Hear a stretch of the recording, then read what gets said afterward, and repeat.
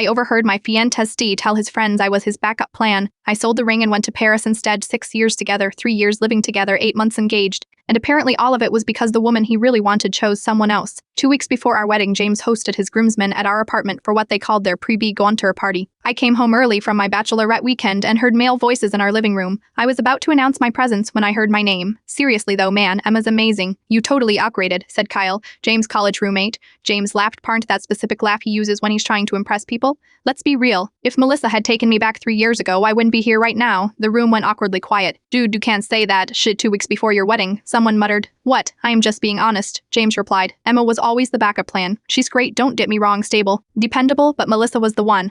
When she got engaged to that surgeon, I knew I had to lock down option B before she got away too.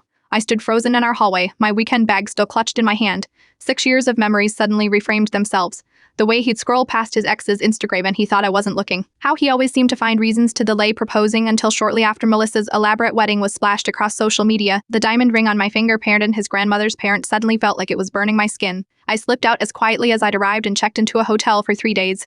I didn't answer his calls or texts. I just sat there replaying every moment of our relationship, looking for signs I'd missed. On the 4th day, I went to a jeweler. James had often boasted about how his grandmother's ring was worth at least $15,000. The jeweler offered me $17,200. I deposited the check, then went home to face him. James demanded when I walked in, "I've been worried sick. The guys said you might have come home early and overheard that I was your backup plan." I finished for him, "That you settled for me because Melissa chose someone else?" His face went white.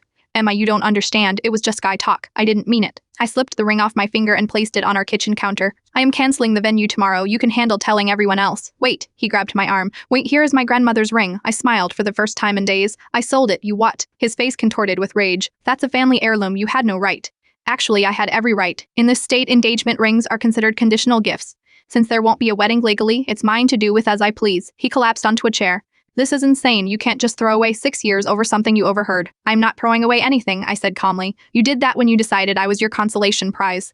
The next day, his mother called crying about the ring. His father threatened legal action. His friends Gurin's texted that I was overreacting. I blocked them all and booked a one-way ticket to Paris. As the plane took off, I realized something. For the first time since I'd met James, I wasn't someone's backup plan.